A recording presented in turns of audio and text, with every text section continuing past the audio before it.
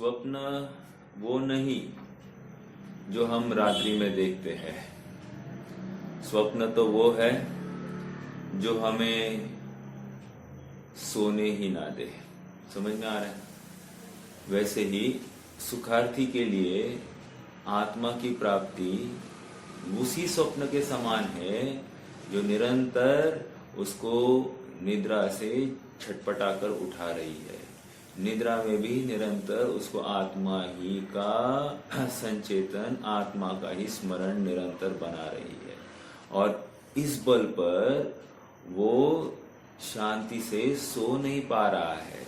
समझ में आ रहा है क्या? शांति से सो नहीं पा रहा है मतलब गहरी निद्रा में नहीं है, अत्यंत अत्यंत जागरूक निद्रा में।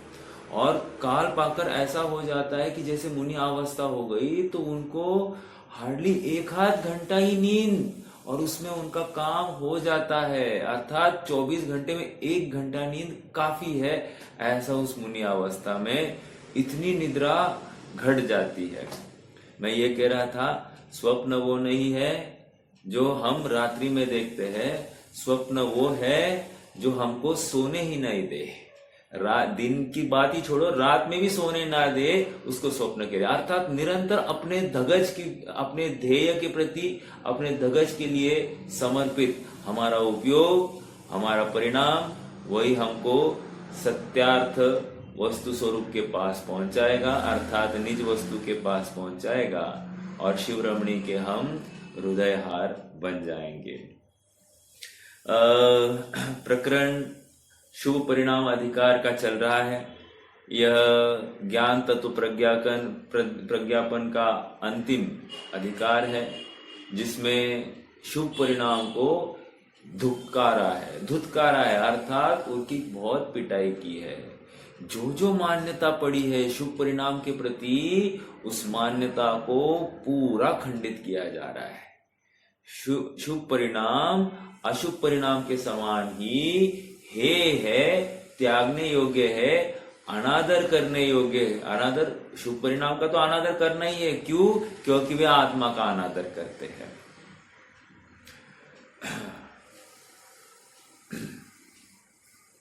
प्रश्न शिष्य का खड़ा हुआ है, सब शुभ परिणाम और अशुभ परिणाम दोनों में तो फर्क है ना।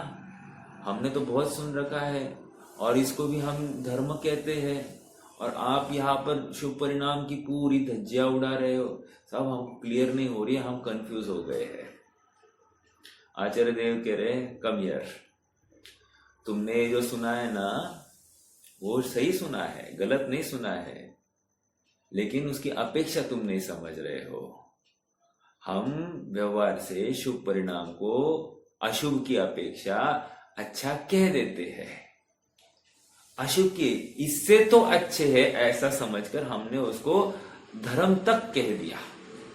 क्यों? अगर हम वो भी नहीं कहते ना तो तुम पाप से छूटते ही नहीं, पापों में ही लिप्त रहते। बोलते यहाँ पर भी पाप है, वहां पर भी पाप है, छोड़ो ना, फिर हम यहाँ पर ही ठीक है ना, ऐसा समझकर तुम हटते ही नहीं, क्योंकि तुम्हारी उस समय की कषाय बहुत तीव्र थी। अब हमने तुमको वहां से हटाया, इसका मतलब हमने वहीं पर रखने के लिए नहीं हटाया है, हमने वहां से इसलिए हटाया कि तुम्हारी पकड़ विषयों की ढीली हो जाए। और जैसी ढीली पकड़ हो जाए तभी हम ऐसा दाव चलेंगे कि तुम जिसमें आनंद मान रहे हो वहां से भी टूट जाओगे। हम वो कला जानते, हम उसी के तो डॉक्टर है, हम उसी के डॉक्टर है, इसलिए तुम फिक्र मत करो, हम जितना कह रहे हो उतना फॉलो करो। हमने आप वहां से यहां तक लाया ना, अब हमारी जिम्मेदारी यहां से तुम्हें आगे कैसे ले जाना। हाँ, चलना तुम्हें पड़ेगा, हम मार्ग दिखाएंगे, चलना तुम्हें पड़ेगा। अब तुम यहां पर रहकर यहीं पे संतुष्ट रहोगे तो हम क्या कर सकते हैं? कुछ नहीं कर सकते। समझ में आ रहा है? हाँ जी। तो 76वीं गाथा है, सपरम बाधा संयम। वो जो पुण्य है या शुभ परिणाम है वे कह रहे पराधीन है, बाधा सहित है, विच्छिन्न है, बंध का कारण है, विषम है, इसलिए संसार में ही भ्रमाने वाला है। और उससे विपरीत क्या कह रहे हैं? उससे विपरीत आत्मा का सुख पर नहीं है, स्व है, बाधा सहित नहीं है, निराबाध है। आहा, निराबाध सुख की प्राप्ति होती है और बंध का कारण नहीं, मुक्ति का कारण है। और लगाओ और बोलो, छिन्न भिन्न नहीं होता, निरंतर बना रहता है, नाश होता नहीं, अविनाशी है और विषम नहीं, हीनादिक नहीं है, जैसे का वैसा उतना ही। आहा, आनंद ही आनंद, कंटिन्यूअस आनंद है। समझ में आ रहा है? देखो, एक 13वीं गाथा हुई थी। 13वीं गाथा कितने जनों को याद है? मैं अभी आपको थोड़ा सा 13वीं गाथा में ले जाता हूँ। आइए थोड़ा 13वीं गाथा को एक बार पाठ करेंगे अपना। पेज नंबर कोई बताएगा क्या मुझे?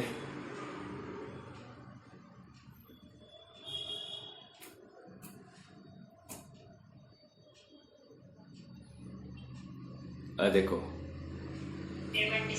76।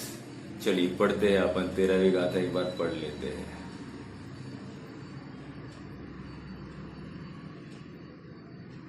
देखो कहा गए भाई? हाँ, आई समयाद दसमुत्थम विषयातीदम अणवममानन्तम अवुच्छिन्नं च सुखं शुद्धव ओगप्पसेद्धारणम् शुद्धोपयोगी जीव के अनुपम आत्मोत्थ सुख है अनंत अतिशयवंत विषयातीत अर अविच्छिन्न है। दो शब्द आए, एक अविच्छिन्न आया है, ठीक है, और आत्मोत्थ सुख है अर्थात स्वाधीन सुख है। दो बातें आई कि नहीं? हाँ, शुद्धोपयोगी जीव के अनुपम आत्मोत्थ सुख है। और यहां पर क्या है? विषय जनित सुख है, इसलिए बाधा सहित है। ये स्वाधीन सुख है, इसलिए निराबाध है। समझ में आ रहा है क्या आपको? ये 13वीं गाथा और अभी जो हम 76वीं गाथा जो पढ़ रहे हैं, दोनों में कोरिलेशन दिखाई दे रहा है क्या? यही तो बात कहकर आ गए थे। आचार्य देव जानते थे ये भूलने वाला है, इसलिए फिर से लिख दो, कोई प्रॉब्लम नहीं। और देखो यही बात वहां पर उठा कर कह दी, तो हम उसी फ्लो में चल रहे हैं, लेकिन ऑलरेडी कह दिए। इसलिए आचार्य जैसे ने तो कहा ये 13वीं 14वीं गाथा तक बस इनफ, प्रवचन सारी इनफ, इसके आगे और पढ़ो मत। अगर अल्प थोड़े में समझना है तो इतना ही पढ़ो, काम हो जाएगा। समय सार भी पढ़ना है ना, पहली 12-14 गाथा पढ़ लो, बस खत्म, तुम्हारा काम हो जाएगा। 415 मत पढ़ते बैठो, मत टाइम पास करो, बस इसी का विस्तार होने वाला है। यहाँ पर भी वही बात कह रहे हैं, 12-14 गाथा पढ़ लो, बाद में सब विस्तार ही विस्तार है, ठीक है। हाँ, आत्मोत्थ सुख क्या है? शुद्धोपयोग वाला सुख वो आत्मजनित होने से स्वाधीन है, यहाँ पर विषय जनित सुख होने से वो पराधीन है। वो बाधा को प्राप्त होता है, ये निराबाध है। वो शाश्वत है, बंध का कारण नहीं है, ये बंध का कारण है, अर्थात विषय जनित सुख बंध का कारण है। कितनी जबरदस्त बातें हैं यहाँ पर, और अनुपम है। इसकी उपमा हम इंद्रिय सुख के साथ नहीं कर सकते, इंद्रिय सुख के साथ नहीं कर सकते। देखो देखो, छोड़ो वो, आप सौधर्म को देखो, सौधर्म का वैभव देखना है। सौधर्म 32 लाख विमानों का अधिपति है, 32 लाख विमान है। समझ में आ रहा है क्या? छोटपोट आदमी नहीं है, 32 लाख विमान, और एक विमान में असंख्यात देव। अब 32 लाख विमानों में कितने देव होंगे? इन सब का अधिपति ये सौधर्म। और सुनो, सौधर्म क्या कह रहा है? अरे हम दुखी है, हम महादुखी है, हम संतप्त है, अर्थात हम तप्त हो रहे इन विषयों की अग्नि में, ऐसा वो सौधर्म कह रहा है। और हम यहाँ पर बैठकर क्या चाह कर रहे हैं कि हम स्वर्ग के देव हो जाए। देखो उनका वैभव, देखो उनका ऐशो आराम, देखो उनके 8 रिद्धियां, हमको उनसे बहुत आनंद है, ऐसा हमारा भी होना। लेकिन सौधर्म कह रहे, वो तरस रहा है, एक मनुष्य भव की वो थोड़ी सी आयु के लिए तरस रहा है, मैं संयम धारण करूं। और यहाँ पर संयम धारण करने के सभी अवसर सभी प्रकार से मिल गए हैं, और ये देव पुण्य सुख की वांछा कर रहा है। और ये देव पुण्य सुख कहाँ मिलने वाला है? शुभ परिणाम से मिलने वाला है। और शुभ परिणाम कैसे हो रहा है? कि भगवान के पास आकर क्या है, वीतरागी भगवान के पास आया और वीतरागी बनने की अपेक्षा शुभ भाव या बंध का कारण जानकर उनसे ही भोगों की वांछा करके जा रहा है। समझ में आ रहा है क्या? भले ही नहीं मांगता है, लेकिन अभिप्राय में छुपा है ना राग अनुकूलता का। कैसे कैसे पता चला? देखो ना, तुम्हें इष्ट संयोग मिलते तुम आनंद करते हो, अनिष्ट संयोग मिले कि तुम दुख करते हो। तो ये क्या है? उसमें झपट्टे मारते हुए दिखाई देते हो। तुम आत्मा के अलावा अन्य सब चीजों में रुचि रखते हो। ये क्या है? ये इसी का परिचय है कि तुम्हें अभी भी सुख बुद्धि है विषयों में। समझ में आ रहा है क्या? बहुत गंभीर। वीतरागी देव तुम्हारे, जैसा देव जगत में कहा, मार्ग बताया जो जग को, कह न सके कोई और यहाँ। वीतरागी देव तुम्हारे, जैसा देव जगत में। अरे एक ही है ना, तुम्हारे जैसा देव जगत में कहा, तुम्हारे जग में तुम्हारे जैसा और कहा, वो सब लगा लीजिए। मेरा तो भाव, शब्द कम ज्यादा हो सकते हैं, भाव तो वही है। अर्थात वितरागी देव के पास में आकर हमको अन्यों की याद नहीं करना, क्योंकि अन्यों के पास जा जाकर हम भीख मांगते ही थे। अब वहां से हटकर यहाँ पर आ गए, यहाँ पर भी हम भीख ही मांगेंगे तो क्या मतलब रहा? हम सच्चे देव शास्त्र गुरु का तो अनादर कर ही रहे हैं, लेकिन निज आत्मा का भी तो अनादर कर रहे हैं। निज भगवान आत्मा, उसको हम भिखारी की तरह हम घुमा रहे हैं सब जगह पर। समझ में आ रहा है क्या? हंसी आती है कि मानो सिद्ध भोजन खोजते। अभी हंसी आती है कि मानो सिद्ध विषयों की वांछा रखते हैं, विषयों की भोगों की वासना पड़ी है। आज कपड़े चाहिए, आज जेवर चाहिए, आज और यहाँ घूमना, आज वहां घूमना। क्या है? अरे तीर्थयाटन करने के नाम पर भी क्या करना चाहता है? वो विषयों की पूर्ति करना चाहता है। पंच कल्याणक जाना तो कौन सा? लंदन के पंच कल्याणक में, कनाडा के पंच कल्याणक में, इसको ऑस्ट्रेलिया के पंच कल्याणक में। मतलब पंच कल्याणक के नाम पर भी इसको विदेश गमन इसको इष्ट लगता है। इसको पंच कल्याण में भगवान नहीं चाहिए, इसको घूमना है। 2-4 खोपड़ियां दिखेगी, वहां पर मन बहलेगा और सब एक दूसरे को तुम धर्मी हम भी धर्मी ऐसा बोलते दिखाई देंगे। समझ में आ रहा है क्या? ये इसकी भ्रामक कल्पना है। इस कल्पना से, और देखो ये छल नहीं कर रहा है, ये भी पकड़ नहीं पा रहा है, लेकिन ये इतना समझ बैठा कि यहां जाने से धर्म होता है, यहां जाने से धर्म होता है, लेकिन धर्म की परिभाषा ही नहीं समझ रहा है। हाँ धर्म है, किसको धर्म है? जो धर्मात्मा का आश्रय लेना चाहता है, अर्थात निज भगवान आत्मा का आश्रय लेना चाहता है, उसके लिए हम धर्म भी कह लेंगे। लेकिन तुम्हारे प्रयोजन में ही खोट है तो तुम्हारे धर्म भी नहीं हो रहा है। हाँ जी, देखो ये हो गया।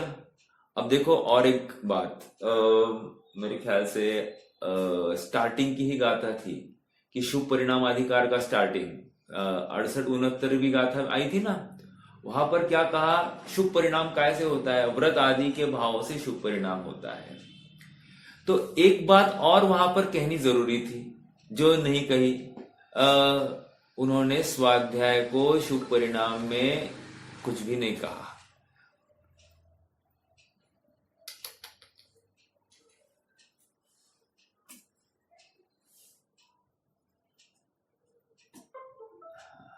ठीक है, शुभ परिणाम सुनो।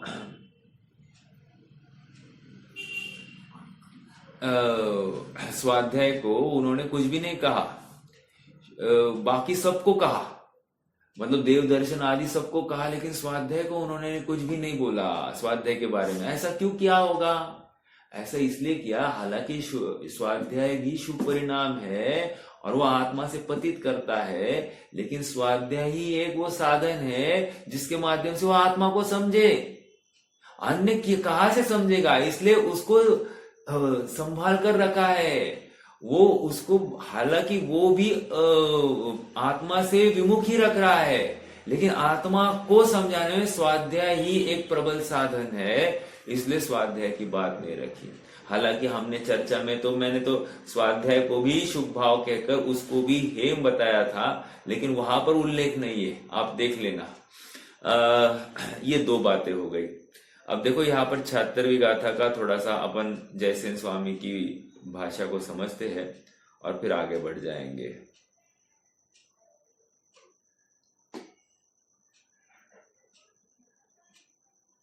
हाँ जी, पेज नंबर 327।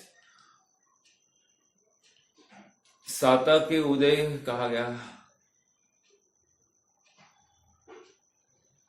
नहीं, कहा है जयसेन स्वामी का पेज नंबर क्या है, कोई बताएगा?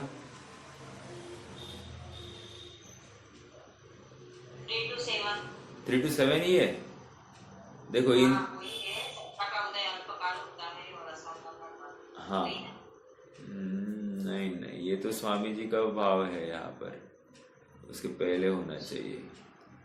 हाँ 325 पर होना चाहिए। देखो, उक्त गाथा का भाव स्पष्ट करते हुए आचार्य जयसेन तात्पर्य वृत्ति में इंद्रिय सुख का स्वरूप को आचार्य अमृतचंद्र के समान स्पष्ट करते, किंतु इंद्रिय सुख के प्रतिपक्षी अतीन्द्रिय सुख का स्वरूप भी स्पष्ट करते हैं। इस प्रकार इंद्रिय सुख और अतीन्द्रिय सुख की तुलना प्रस्तुत करते हैं। वे कहते हैं कि इंद्रिय सुख पराधीन है, अतीन्द्रिय सुख स्वाधीन है। ये जो कह रहे, हम कहते तो जा रहे हैं, पढ़ते तो जा रहे हैं, भाव भाषण करना जरूरी है। क्योंकि इंद्रिय सुख स्वाधीन है, ऐसा कहने पर, ऐसा सुनने पर हमको सचमुच स्वाधीनता आत्मा में दिखाई देनी चाहिए। आत्मा से ही ज्ञान होता है, आत्मा से ही सुख होता है, ऐसा पूरा विश्वास हमको होना चाहिए। अब हमारी ट्रेनिंग खत्म होती जा रही है, अब ट्रेनिंग ने प्रैक्टिकल का टाइम आया है। प्रैक्टिकल करने से पहले भी अभी बोले नहीं थोड़ा सा एक बार पढ़ लूं, ऐसा नहीं होगा। अब निरंतर दिन भर हमारी क्या रट होनी चाहिए कि आत्मा स्वाधीन है, निशुद्धात्मा के बिना अन्य कहीं भी स्वाधीनता नहीं है। मेरा आत्मा ही सुखमय है, आत्मा में से ही सुख आता है, आत्मा के अवलंबन से ही सब कार्य होते हैं। आत्मा स्वयं अपना काम करता है, इसलिए वो स्वयं पूर्ण है, स्वयंभू है, अन्य किसी की भी उसको आवश्यकता नहीं है। अब प्रत्येक द्रव्य की परिणति अपने अपने में होती है और अपने से होती है। दो बातें कह रहा हूं, प्रत्येक द्रव्य की परिणति अपने अपने में होती है और अपने से होती है। तो मेरी परिणति अपने अपने में होती है और अपने से होती है, अर्थात मेरे ही आश्रय से होती है। और एक बात, अपने लिए ही होती है। मेरा आत्मा का परिणमन अपने लिए हो रहा है, प्रत्येक वस्तु का परिणमन उसके लिए, स्वयं के लिए हो रहा है, अन्य किसी के लिए नहीं हो रहा है। मेरे लिए वो वस्तु बनी नहीं है। समझ में आ रहा है क्या? ये जीव भ्रम से यही मान बैठा है कि ये जैसे तुझे बनाया गया है मेरे लिए। अब जितने भोग मिलते ये मेरे लिए बना है, मेरे लिए जो जो सामने आया उसको ग्रहण करने का भाव करता है। कह रहे यही तो अपराध है। समझ में आ रहा है? तो ये स्वाधीनता हमको नक्की होनी चाहिए। मैं शुद्धात्मा, मैं ज्ञानवान, मैं सुख का पिंड, मैं पूर्ण सामर्थ्य का धनी, मैं ही ज्ञानानंद स्वभावी, ऐसा इसको विश्वास होना चाहिए। मेरा काम मैं ही करता हूं, मेरा ज्ञान मुझ में से आता है। ज्ञान के लिए, मुझे ज्ञान करने के लिए अन्य किसी भी पदार्थ की आवश्यकता नहीं। मेरा सुख अंदर से आने वाला है, बाहर से नहीं, पर से, पदार्थ से, इंद्रियों से, विषयों से, भोगों से सुख नहीं आता है। एक बात, स्वाधीनता, इंद्रिय सुख बाधा सहित है और अतीन्द्रिय सुख अव्यवाद है। देखो, और एक बात यहां पर कह रहे, इंद्रिय सुख कह रहे हैं। इंद्रिय सुख मतलब सुख तो आत्मा में ही हो रहा है उस समय में भी, लेकिन इंद्रियों का अवलंबन लेकर, पर का अवलंबन लेकर वह सुख ढूंढने की चेष्टा की है, इसलिए उसको इंद्रिय सुख कह रहे हैं। समझ में आ रहा है? इंद्रिय सुख सुख नहीं दुख है, विषम बाधा सहित है। यही तो बात कह रहे हैं यहाँ पर।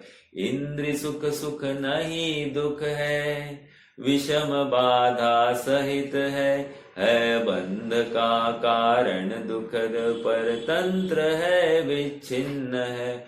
क्या हमको लगता है क्या हम आत्मा का आश्रय नहीं कर रहे हैं, बाकी अन्य जगह पर उपयोग फैला है तो हम बंध कर रहे हैं? और एक बात सुनना, अशुभ उपयोग से कितनी प्रकृतियां बनती है?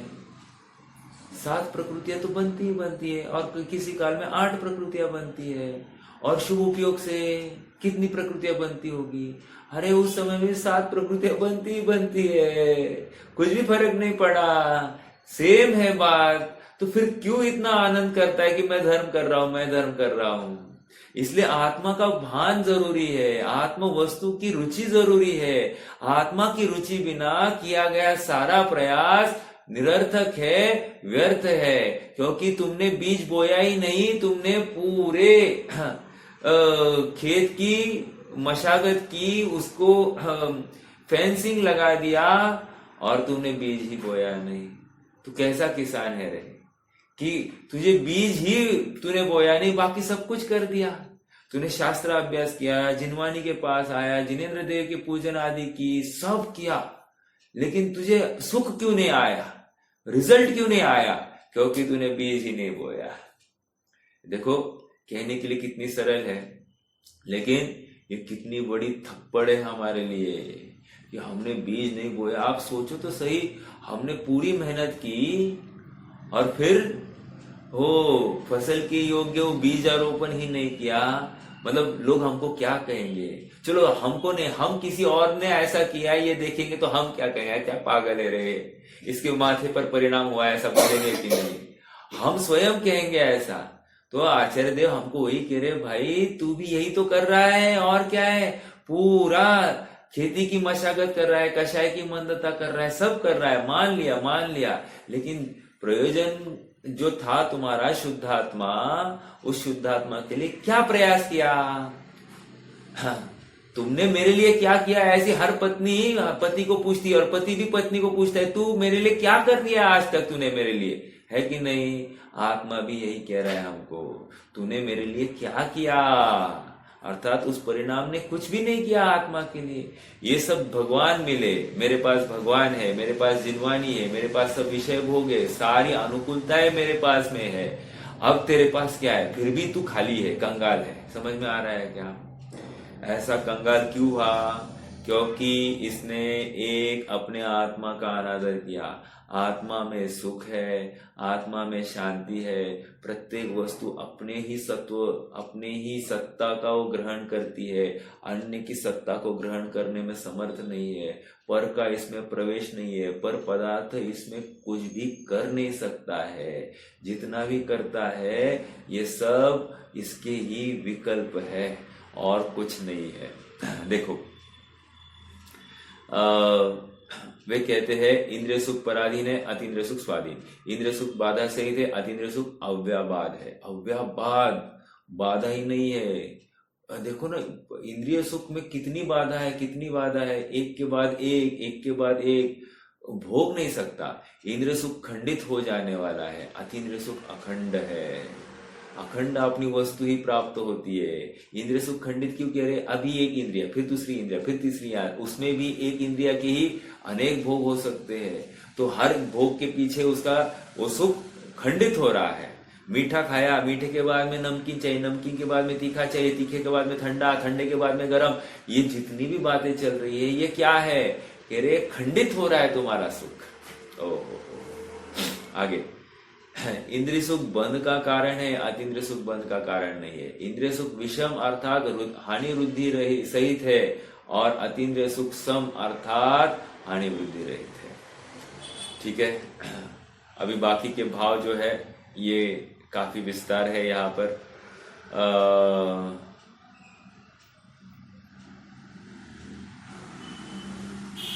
स्वामी जी का पढ़ना है क्या? देखो देखो, पढ़ते हैं, आइए, पेज नंबर 326 पर है, नीचे। हाँ, अब पुनः अनेकों प्रकार से पुण्यजन्य इंद्रिय सुख का दुखपना प्रकाशित करते हैं। उसमें पर का संबंध है, क्योंकि वह चिदानंद आत्मा का संबंध नहीं है। इंद्रिय सुख क्या है? कह रहे पर के साथ संबंध है। पर के साथ संबंध है, मतलब वो चैतन्य आनंद घन अपने आत्मा का अवलंबन ले नहीं रहा है। इसलिए पैसा मिलाओ, मकान अनुकूल करो, ऐसी दृष्टि करता है। अभी इन्होंने 2-3 ही बोले हैं, बाकी लगाना। रचना के विषय अच्छे बनाओ, बच्चे की शादी बढ़िया करो, मैं अच्छे कपड़े पहनूं, अपना बड़प्पन वो घर के सामने गाड़ी से मानता है, अपना बड़प्पन पहने हुए कपड़ों से मानता है, अपना बड़प्पन वो जूते से मानता है, मैं खटाखट जूता पहनूं, मैं गले में एक टाई लगाओ, बेल्ट मेरा बड़ी बढ़िया हो, हाथ में घड़ी हो, वो कौन सी वो फोन वाली घड़ी हो, अभी मैं ज्यादा नहीं समझता, लेकिन ये सब वो चाहता है, ये विषय चाहता है। वो कह रहे ये नहीं है तो मैं कुछ कम हूं, मेरे पास आईफोन हो तो मैं बड़ा, और आईफोन नहीं हो तो मैं छोटा, ऐसा इसको लगता है। छोटा डिब्बा हो तो लगता है अरे ये क्या डिबड़ा है, और उसको आईफोन हो तो एकदम अपने आप को बहुत महत्व बड़ा मानने लगता है। तो कह रहे अनुकूल करूं, ऐसी दृष्टि करता है, तथा वह बाधा सहित और विच्छिन्न है। लेकिन ये सारे प्रयोजन कह रहे बाधा सहित है। कदाचित ये चुराए जा सकते हैं, कदाचित वो तुमसे छूट जाएंगे, तुम इनको छोड़ोगे नहीं तो वे तुमसे समय आने पर निकल जाएंगे। तो हो सकता है कि नहीं, बाधा सहित है। जो 5 वर्ष तक जो 5 वर्ष तक सुख जैसा दिखाई देता है, वही बाद में प्रतिकूल दिखाई देता है। अभी इन्होंने 5 वर्ष कह दिया, लेकिन कुछ काल तक की, अरे कितनी घटना है। आज शादी की है और 2 दिन में लड़की चली गई छोड़ के। आज जिसको इष्ट मानकर शादी कर रही थी, उसी के साथ शादी के दिन ही झगड़ा करके लड़की चली जाती है, फिर से आती ही नहीं है घर। मतलब जिसको क्या कह सकते, शादी क्यों की थी? सुखी होने के लिए। अब छुट्टी क्यों करना चाहते हैं? वो भी सुखी होने के लिए। अभी इसकी मति ठीक है क्या? मतलब जिस संयोग को जुटा रहा है उसमें सुख मान रहा था, और जिस संयोग की प्राप्ति हुई है अब उसमें से दुख मान रहा है। अनेक लोग के आते हैं, कहते हैं साहब शादी नहीं हो रही इसलिए हम दुखी है, एक। और अनेक लोग आते हैं, साहब शादी हुई है, पत्नी या पति अनुकूल नहीं है इसलिए हम दुखी है। और दोनों जाति के जीव है। इसका मतलब क्या हो रहा है कि शादी करना सुख का कारण नहीं, और शादी नहीं होना ये भी दुख का कारण नहीं है। देखो, कदाचित ऐसे प्रसंग आए कि अपने बच्चों की शादी नहीं हो रही है, लेकिन आनंद करना। क्यों आनंद करना? क्योंकि ब्रह्मचर्य से उनका जीवन कट रहा है, एक। दूसरी बात, शादी करना अर्थात काले काजल की कोठड़ी, इसको श्रीमत कहते हैं।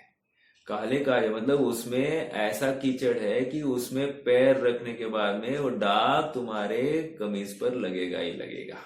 समझ में आ रहा है क्या? इसलिए वो दाग नहीं लगेगा, ऐसे भ्रम में नहीं रहना।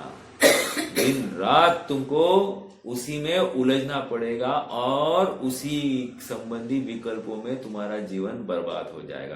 तुम आत्मा का विस्मरण कर बैठोगे, आत्मा तुम्हारे ज्ञान में आएगा ही नहीं। तुमको सारे विषय, भोग और उनकी पूर्ति ही दिखाई देगी। सामने वाले जीव के संतोष के लिए तुम्हें कितना तड़पना पड़ेगा, क्या क्या करना पड़ेगा। एकटा जीव सदाशिव, ऐसा कहते कि नहीं? यही तो बात है। यहां शादी होते ही आकुलता है, बराबर। मुझे इतना ही कहना है कि संयोगों में सुख नहीं है। क्यों? क्योंकि आत्मा से विमुख हुई बातें है, बराबर। आगे देखो, वही बाद में प्रतिकूल दिखाई देता है और दुखी होता है। 5-25 लाख की संपत्ति हो किंतु स्त्री अनुकूल ना हो, बाहर में बहुत सम्मान हो किंतु घर में स्त्री और पुत्र बात नहीं मानते हो, तो दुखी होता है। समझ में आ रहा है? ऐसा होता है क्या? प्रत्यक्ष देखते हैं, घर वाले गाली देते हैं और बाहर वाले सम्मान करे। घर का योगी क्या है वो? नहीं, घर का योगी नौकर समान, ऐसा कुछ है। मतलब उसकी घर नहीं, वो घर का बेदी लंकड़ है, वो अलग। घर का योगी नौकर के समान कीमत है। घर में उसकी कीमत नौकर के समान होती है, और बाहर में लोग उनकी वाह वाह करते, हाथ जोड़ के खड़े रहते। ऐसा होता है, कोई बड़ी बात नहीं। मतलब देखो, और एक बात बोलो आपको, जो चीज जहां पकती है ना वो वहां कभी बिकती नहीं, मतलब बिकती नहीं, उसको भाव मिलता ही नहीं, उसको भाव बाहर जाकर मिलता है। जैसे अभी आम है, तो जो हापुस आम है ना वहां कोंकण में उसको कोई पूछता भी नहीं रहेगा, उसका भाव भी नहीं रहेगा, और उसको हम यहाँ पर हजार हजार रुपया दर्जन से हम उसको खरीदते होंगे, ऐसा भी होता होगा। ये क्या है, मतलब जो चीज जहां पकती है वहां पर बिकती नहीं है। अभी कश्मीर एप्पल, वहां पर उसको कोई 60-70 रुपया भी देता नहीं होगा, यहाँ पर वो हम 150-200 रुपया देकर ले लेते हैं।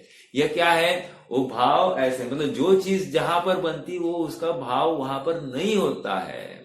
ये क्यों कह रहा हूं, मतलब ये संयोगों में अपन सुख मान रहे हैं, सो बात नहीं है।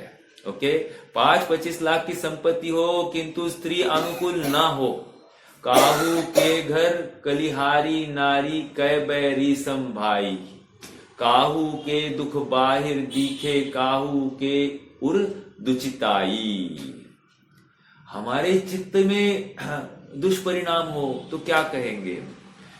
देखो, बाहर में बहुत सम्मान हो किंतु घर में स्त्री और पुत्र बात नहीं मानते हो तो दुखी होता है। 20 वर्ष की लड़की होने पर लड़का न मिले तो दुखी, 30 वर्ष का 30 वर्ष का लड़का अभी कुंवारा है, इस प्रकार सदा तृष्णा में जलता है। पुण्य पाप रहित आत्मा के भान बिना पूर्व में जो शुभ भाव किया था उसके फल में ऐसी तृष्णा होती है। और एक समझना, 5-25 लाख कमाता है, इसको लगता मैं करते रहता है, लेकिन सुन, तूने नहीं कमाया, ये पुण्य ने तेरे सामने टुकड़े फेंके हैं। समझ में आ रहा है क्या, पुण्य के टुकड़े हैं, और इसमें बिल्कुल कर्ता बुद्धि नहीं मानना, क्योंकि ये छीने जाने वाले। फिर तुमने छोड़े क्या, फिर छीने कैसे गए, अगर छीने गए हैं तो मान कि तूने कमाया नहीं है। समझ में आ रहा है क्या। मान लो हमारे अभी एक आधी इंद्रिया खराब हो गई है ना, हो सकता है, तो अगर तूने इनको अच्छा रखा था तो ये खराब कैसे हुई, बराबर है कि नहीं। अगर खराब हो गई इसका मतलब तूने इनको अच्छा बनाया भी नहीं। लॉजिकल बात यह है, क्योंकि ये सब जड़ देह की अपना अपना परिणाम है। तूने क्या किया है, जड़ का कोई काम चेतन पदार्थ कर सकता है क्या, सरल सरल बात है। जड़ का काम चेतन पदार्थ कर नहीं सकता, और जड़ चेतन पदार्थ का काम कर नहीं सकता। जब इतनी क्लैरिटी है दो वस्तुओं में, तो क्यों यह भ्रम पालता है कि पर वस्तु से मैं सुखी हो रहा हूं, क्योंकि चेतन स्वयं सुखमय है और जड़ में सुख नाम का गुण ही नहीं है, तो वो पुद्गल पदार्थ से सुख की कल्पना कैसे कर सकता है, यही तो भ्रम है। इसी को कहते हैं असत्य वचन। सत का अपलाप, असत का उद्भावन, गर्हित वचन, ये सब वही है। निरंतर हम असत्य वचन में ही, असत्य योग ही हमारा चल रहा है, और असत का पाप बहुत जबरदस्त, बहुत बड़ा। आगे, पुण्य पाप रहित आत्मा के भान बिना पूर्व में जो शुभ परिणाम किया था उसके फल में ऐसी तृष्णा होती है। मतलब पुण्य करके इसने आग में घी डाला है, कैसे हो सकता है। मतलब पुण्य का प्रयोजन शुद्धात्मा की प्राप्ति थी, और इसने देखो, ज्ञानी को भी आनंद आता है देव दर्शन में, स्वाध्याय में, और अज्ञानी को भी आनंद आ रहा है देव दर्शन स्वाध्याय में। क्या फर्क है, ज्ञानी उस देव दर्शन में, पूजन में वचनों का रसपान करता है, अर्थात विषय जनित आनंद मानता है। समझ में आ रहा है क्या, विषय जनित आनंद मानता है। और ज्ञानी इस पूजन का आनंद आत्मा का भान करके आत्मा में से सुख उत्पत्ति के हेतु वो उसका अवलंबन करता है। दोनों में फर्क दिखता है क्या। मैंने ज्ञानी कहा क्या, फिर से अज्ञानी विषय जनित आनंद मानता हुआ उसमें ही रमता है, और ज्ञानी विश्व उस पूजन से आत्मा का भान करता हुआ आत्मा का रसपान करने के लिए उद्यमी होता है। समझ में आ रहा है क्या? बहुत महत्वपूर्ण बातें हैं। दोनों में अंतर है। ज्ञानी भी सुख मानता है, अज्ञानी भी सुख मानता है, लेकिन दोनों की दृष्टि में कितना फर्क है। लेकिन यहाँ तो अलग बात कह रहे हैं। यहाँ तो कह रहे हैं चाहे ज्ञानी करे नहीं तो अज्ञानी करे, यदि आत्मा के बाहर परिणाम है तो वो दुखी है, वो तो झुलस रहा है, छटपटाहट हो रही है उसको, वो बिल्कुल दुखी है, ये समझा रहे हैं। देखो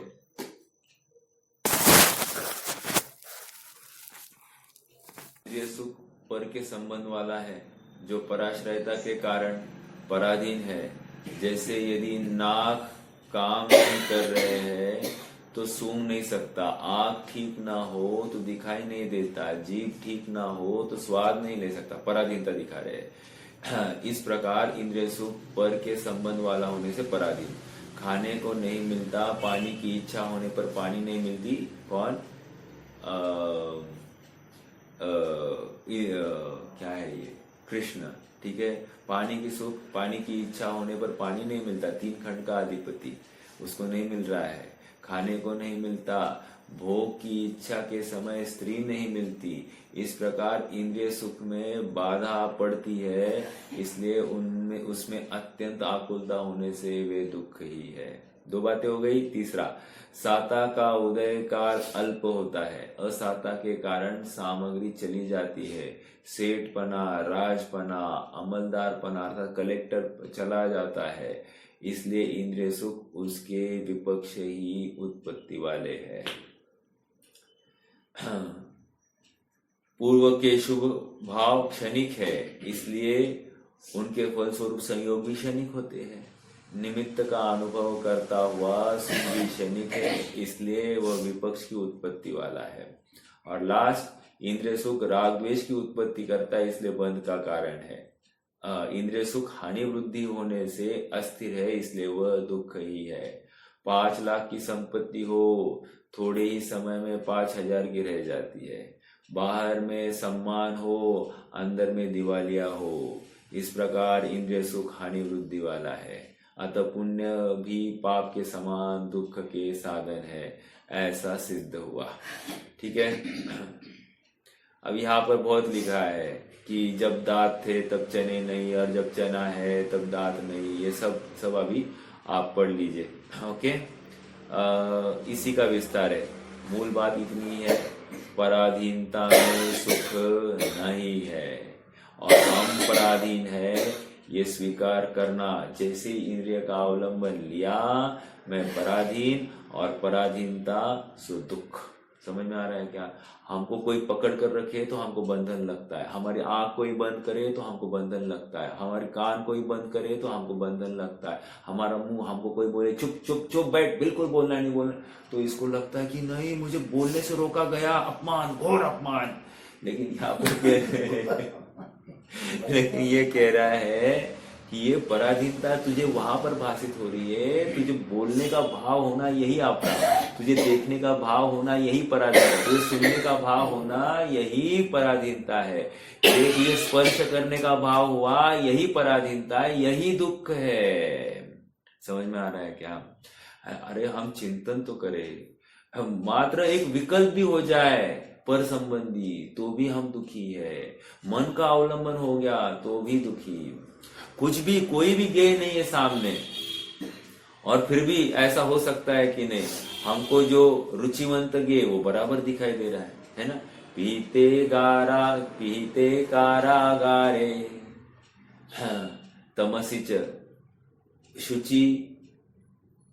शुचि मुखाग्र दुर्भागे तमसिच क्या कांताननम व्यक्तम तथापि कांताननम व्यक्तम। अर्थात वहां पर कह रहा है कि मुझे अमावस्या की रात है, कोठड़ी में वो बंद किया गया है अपराधी को, और अमावस्या की रात है जिसमें से सुई के छिद्र में से भी प्रकाश नहीं जा सकता, दिखाई नहीं दे सकता है छिद्र, इतना अंधेरा है।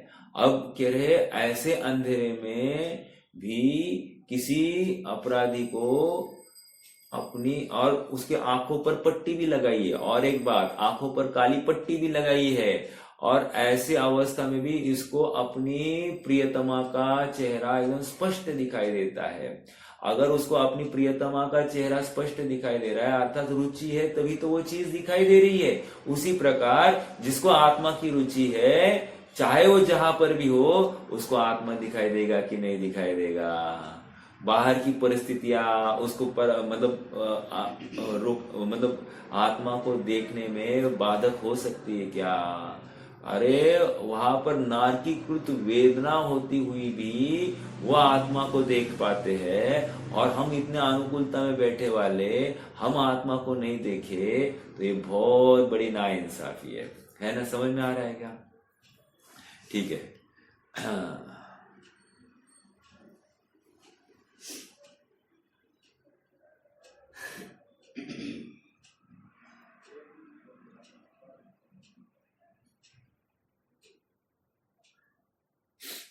आइए बाकी का आप पढ़ लीजिए, काफी उन्होंने वर्तमान और भूतकाल का चर्चा की है।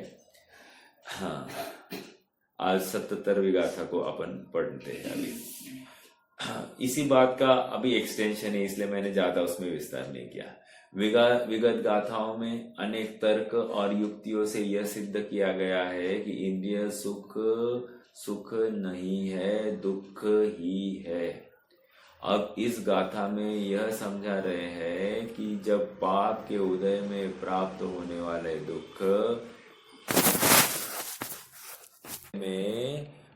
होने वाले दुख के समान ही पुण्य के उदय में प्राप्त होने वाले इंद्रिय सुख भी दुख ही है, फिर पुण्य पाप में अंतर ही नहीं रहा। समझ में आ रहा है क्या? पुण्य भी पाप के समान है। जो लोह बेड़ी बांधती त्यो स्वर्ण की भी बांधती, इस तरह दोनों शुभ अशुभ ही कर्म बेड़ी बांधती। अर्थात ये भी पाप, ये भी पाप, ये भी बंध, ये भी दंड, ये भी दुख, ये भी दुख। समझ में आ रहा है क्या? यहाँ भी आकुलता, यहाँ पर भी आकुलता। हाँ, एक बताओ, जैसे रात्रि में भोजन करना, अमावस की रात्रि में भोजन करना या पूनम की रात्रि में भोजन करना, चलो छोड़ो, रात्रि में घोर अंधकार में भोजन करना या लाइट के उजाले में भोजन करना, अरे प्रश्न ही गलत है। ये पत्ता सब्जी खाना या जमीकंद खाना, अरे प्रश्न ही गलत है, दोनों एक सरीके है। कोई कहे पत्ता सब्जी थोड़ा ठीक है लेकिन वो जमीन के ऊपर है, और जमीकंद तो खराब ही है, वो नीचे का है। दिस इज रॉन्ग, दोनों एक ही है। समझ में आ रहा है क्या? उसी प्रकार यहाँ पर कह रहे पुण्य और पाप दोनों एक समान है। आइए गाथा पढ़ते। नहीं मन्नदि जो एवं नत्थि विशेषोत्ति पुण्य पावाणम, हिंडदि घोरम पारम संसारम मोह संचन्नो। पुण्य पाप में अंतर नहीं है, जो न माने बात ये, संसार सागर में भ्रमे मद मोह से आच्छन्न वे। क्या कह रहे? ऊपर देखते। नहीं मन्नदि, जो मन्नदि मतलब मानता है, जो नहीं मानता। क्या नहीं मानता? नत्थि विशेषोति पुण्य पावाणम, अर्थात पुण्य और पाप में अंतर नहीं है, विशेषो मतलब कुछ फर्क नहीं है, ऐसा जो नहीं मानता है उसका क्या? हिंडदी घोरम अपारम। हिंडती मतलब अपन, ये तो मराठी शब्द है, हिंडतोय, कुठे हिंडतोय, वो ये हिंडदी घोर अपारम, जिसका पार नहीं है, ऐसे घोर संसार में, संसारम मोह संचन्नो, अर्थात मोह को संचित करके या मोह से युक्त होकर ये घोर संसार में भटकता है। एक यहाँ पर आपको एक शब्द के ऊपर आपका ध्यान गया होना चाहिए। कौन सा? मोह। अब तक आचार्य देव ने मोह की कोई चर्चा नहीं की है। बस पुण्य दुख रूप है, पाप के समान पुण्य भी दुख रूप है, शुभ परिणाम अशुभ के समान है ही है, इंद्रिय सुख भी दुखी है, वे इंद्रिय का सुख भोगने वाले इंद्र आदि भी दुखी ही है, यही सिद्ध कर रहे थे। आज पहली बार आचार्य देव ने एक शब्द इन्वेंट किया, इन्वेंट मतलब प्रस्तुत किया है, मोह संचन्नो। ये सब क्यों हुआ? कह रहे मोह से अच्छन्न होकर, मोहेन संवृत्तम ज्ञानम स्वभावम लभते नहीं, मत्तः पुमान पदार्थानाम यथा मदन को द्रवे, वपुर्गृहं धनं दारा पुत्रा मित्राणि शत्रव, सर्वथा अन्य स्वभावानि मूढ़स्वानि प्रपद्यते। मोह से युक्त होकर, मोह क्या है? दिग्देशेभ्य खगायेत्य संवसन्ति नगे नगे, स्व स्व कार्य वशाद्यांति देशे दिक्षु प्रगे प्रगे। सब मोह से युक्त होकर ये जीव अन्य अन्य इंद्रिय जनित कार्य में प्रवृत्ति करता है। सब मोह की लीला है, कह रहे हैं। देखो तो क्या कह रहे हैं यहाँ पर? जो मानता नहीं है, जो ऐसा मानता नहीं, कैसे नहीं मानता? कि पुण्य और पाप में कोई अंतर नहीं है, कोई भेद नहीं है, सब एक ही है, ऐसा जो मानता नहीं है वो क्या है? उसकी हालत हिंडदी घोरम अपारम, अपार संसार, उसके संसार का पार आने वाला नहीं है। वो संसार रूपी सागर में निरंतर गोते खाता रहा है। समझ में आए? खाता तो रहा है ही और खाता रहेगा। इसने अपना ही भविष्य लिख दिया है। गो एंजॉय। समझ में आ रहा है क्या? एंजॉय के नाम पर ये सब भटकने की व्यवस्था कर रहा है। आज इतनी अनुकूलता है, इसको लगता है मैं धर्म क्यों करूं, मैं शुद्ध आत्मा हूं, ये स्वीकार क्यों करूं, जब मुझे अभी वर्तमान में सुख अनुकूलता भाषित हो रही है, मैं क्यों प्रयास करूं आखिर आत्मा के अवलंबन के लिए, या क्यों? क्योंकि मुझे यहाँ पर I am happy, I am satisfied here, ऐसा इसको लग रहा है। देखो ऐसी व्यथा, ऐसी अवस्था जो यहाँ पर संतोष मान रहा है उसकी सबकी, हर किसी की है। अरे ये रहने का स्थान नहीं है, संतोष का स्थान नहीं है। यहाँ पर छटपटाहट होनी चाहिए, निरंतर आत्मा की भावना जागृत होनी चाहिए। मोही जनों के संग में सुख शांति हो कहा, जग संगति से तो बढ़े दुखमय भ्रमण फेरी, निर्ग्रंथता की भावना अब हो सफल मेरी। कितनी बड़ी भावना है ये! भावना निरंतर भानी चाहिए, निर्ग्रंथ, गाढ़ ही नहीं रहनी चाहिए कि मुझे ये देखना है, ये जानना है, ये भोगना है, ये कमाना है, ये प्राप्त करना है। नहीं, मुझे डॉक्टर, इंजीनियर, सीए बनना है। नहीं, एक शुद्धात्मा की भावना है। मुझे बहुत पैसे कमाना है। नहीं, मुझे एक शुद्धात्मा की भावना होना, अन्य कुछ भी नहीं। बेटा अनुकूल रहे, नहीं, पत्नी अनुकूल रहे, नहीं, ये सब इनके पीछे तू अपना समय मत बर्बाद कर, क्योंकि ये तुम्हारा समय खाने वाले हैं। क्योंकि इनका तो जैसा इनका परिणाम है वैसा उनका होने वाला है। तेरे चाहने से, नहीं चाहने से इनका तो कुछ होने वाला नहीं। हमको लगता है कि हमारा, हमको लगता है कि हमारा, लेकिन ये सब नियम साहब में कह दिया, ठगों की टोली है। जितने भी पूर्व भव के बैरी है सब इकट्ठा होकर नजदीक वाले बनते हैं और हमको निरंतर ठगते रहते हैं। क्या आया था? परिजन जन रखवारे, पत्नी बेड़ी और परिजन जन रखवाले, अर्थात वे रखवाले हैं, हमको यहाँ से छूटने नहीं देते हैं। एक बहुत अच्छी छोटा सा दोहा जैसा है।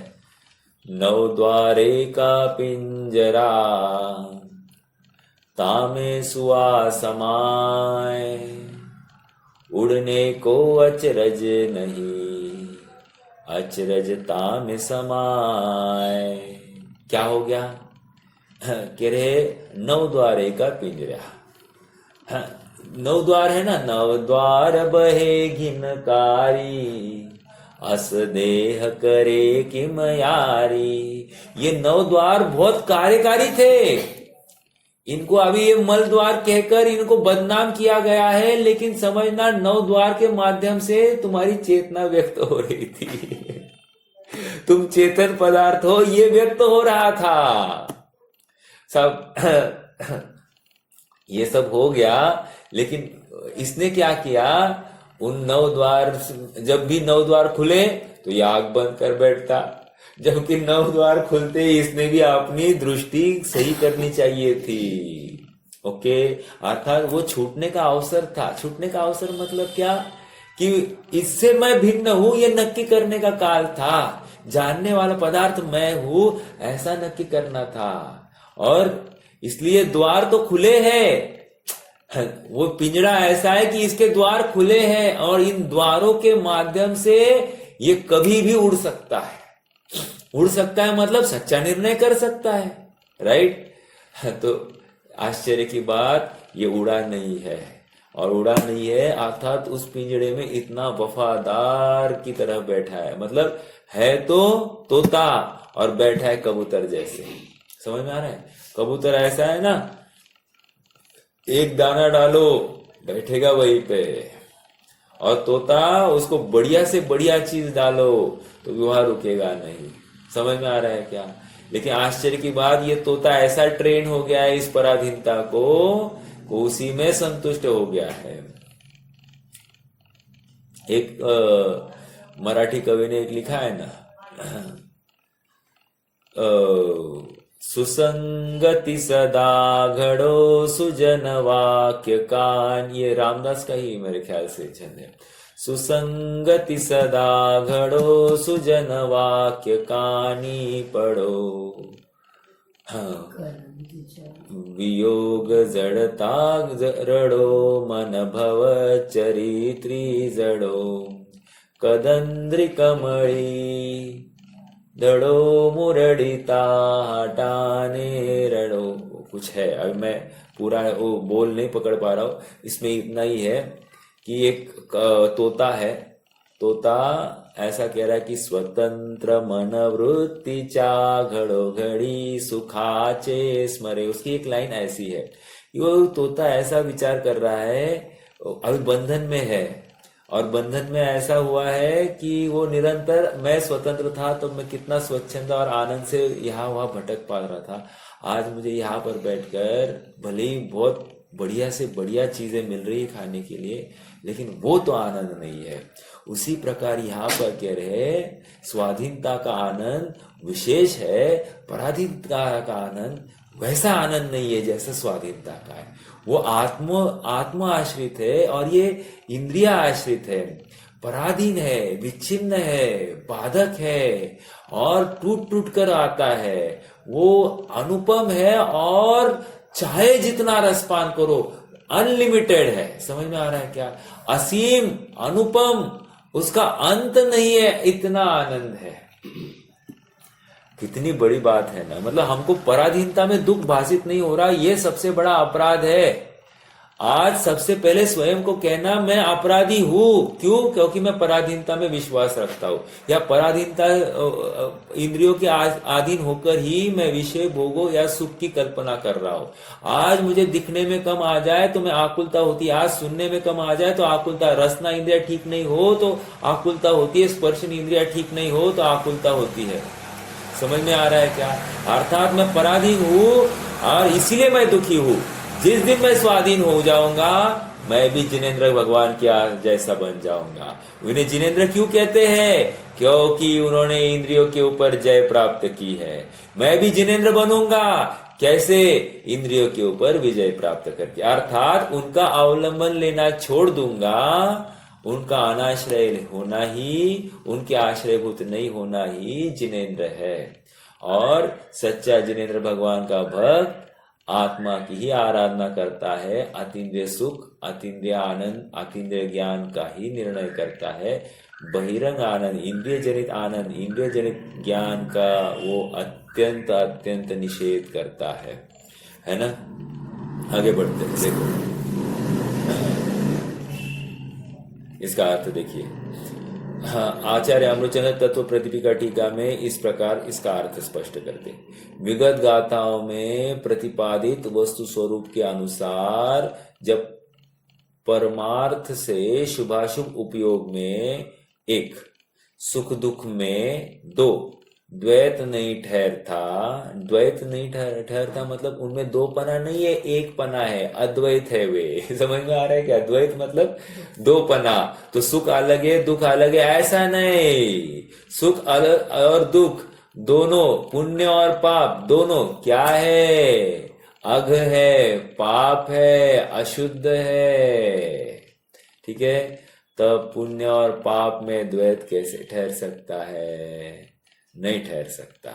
देखो यहां पर एक महत्वपूर्ण शब्द आया, विगत गाथाओं में प्रतिपादित वस्तु स्वरूप के अनुसार। व्हाट इज वस्तु स्वरूप? महत्वपूर्ण बात आई है। वस्तु स्वरूप मतलब क्या? प्रत्येक वस्तु स्वतंत्र है, पहली बात।